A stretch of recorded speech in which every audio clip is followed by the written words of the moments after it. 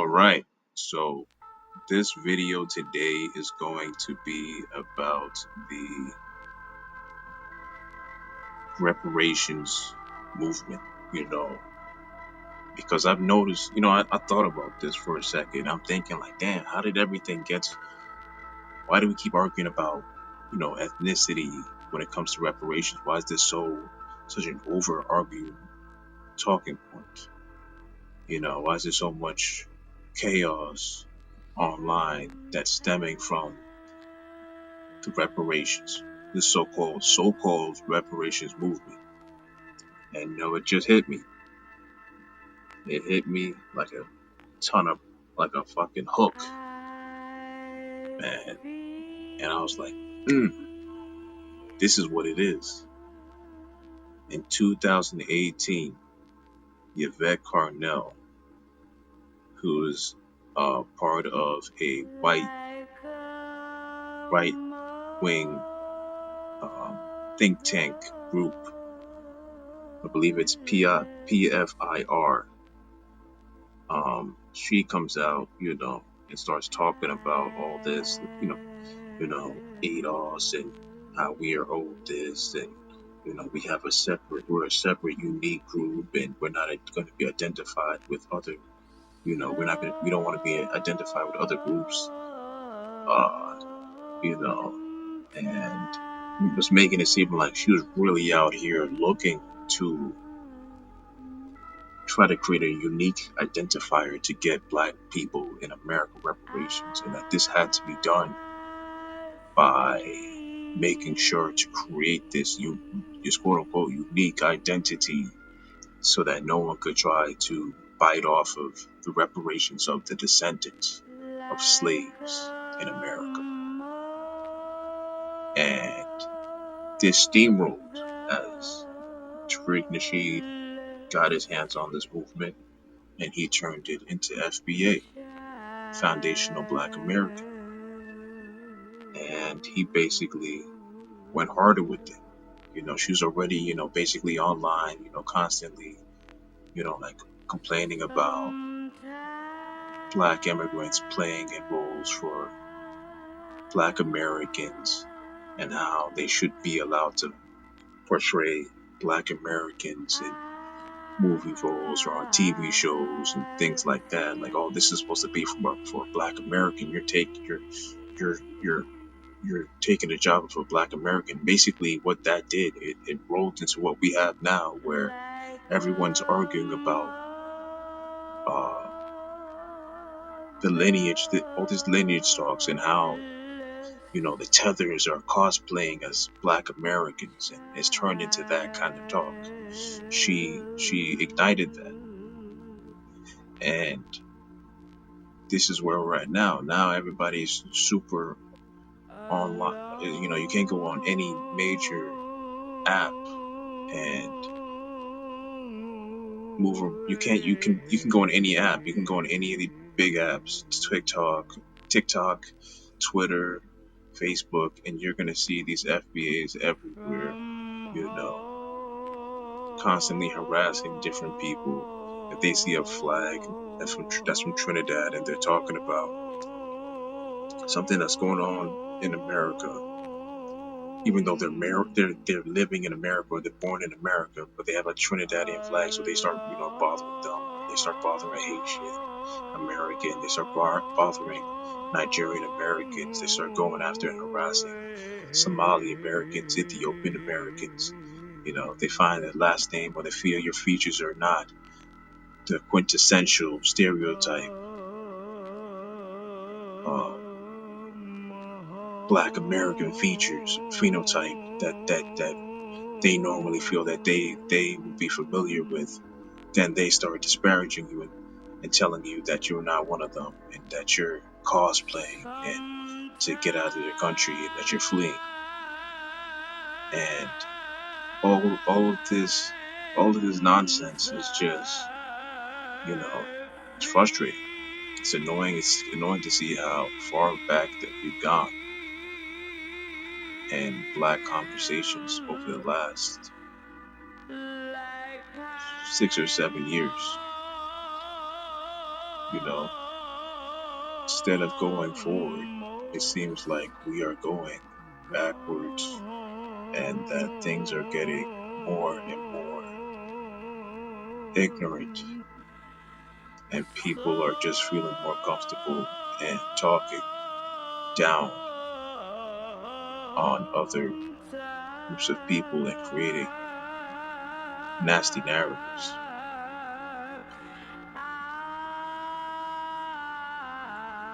And most of it, this is created by Yvette Carnell and Tariq Nasheed. They birthed most of this mindset.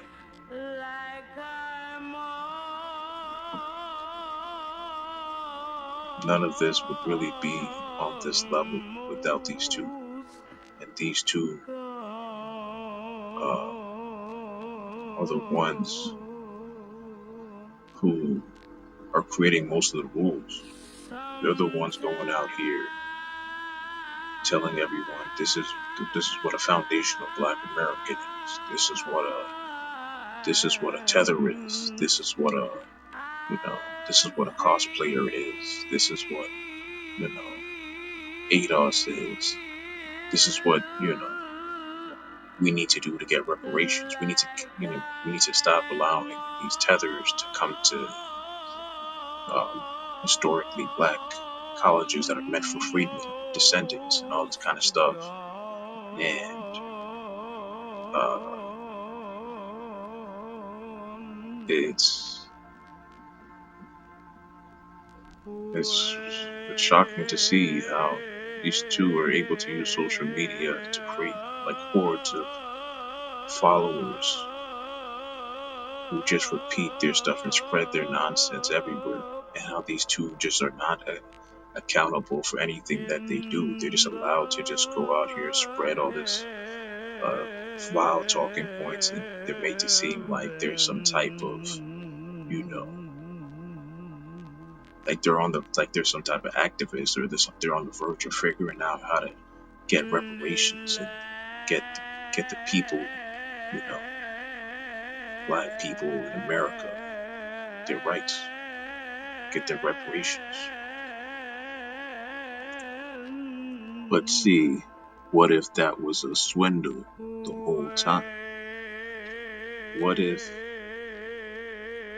reparations was hijacked by people who had no interest in reparations and were looking to use reparations for the claim of looking to get reparations to thwart any progress in actually getting reparations?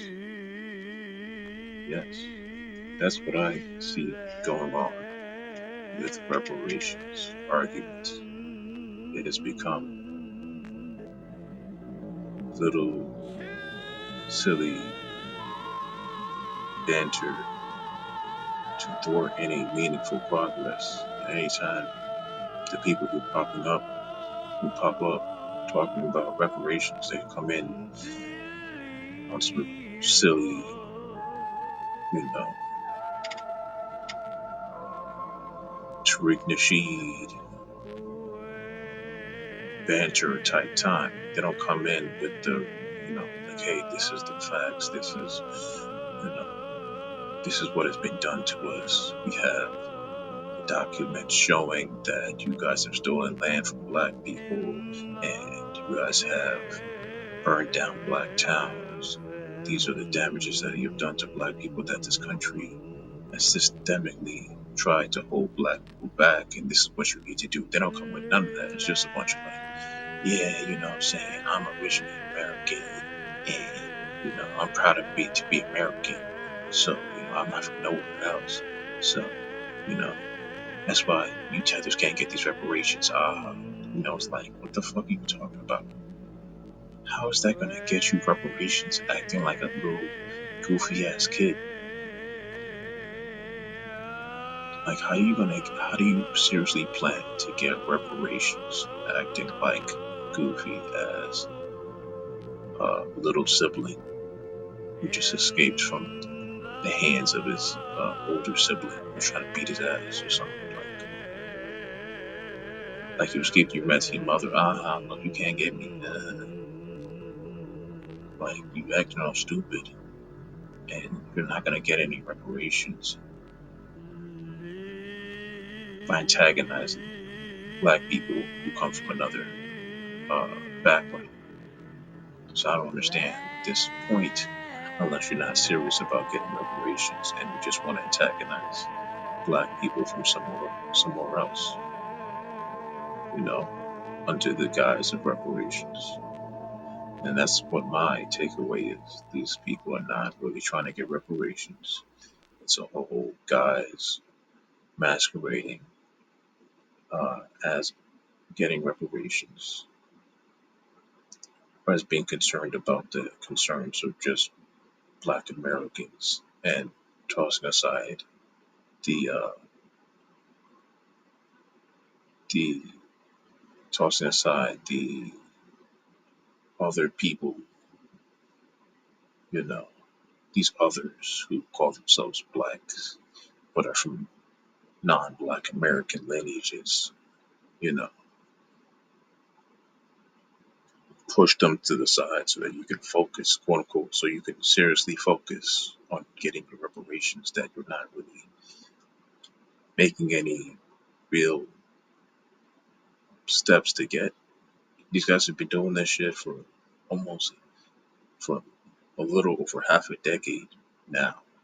The FBA and ADOS movements have been around now, and they have done nothing really to make any progress for black people in America to get reparations. They have not done anything except troll online and bother other black people. And once in a while, they try to have a fake argument with a white person, like, "Oh, you guys are supposed to give us reparations," and the white person tells them to get the fuck out of here. And that'll be the end of that. And then, yeah, I look at that, I'm just like, wow, that's pathetic. And I just look at that, I'm like, so, not only is that pathetic that, you guys are losing arguments to white people. You guys have none of the same energy for white people, white Americans specifically. You're telling them to get the fuck out of here. They're not going to give you shit.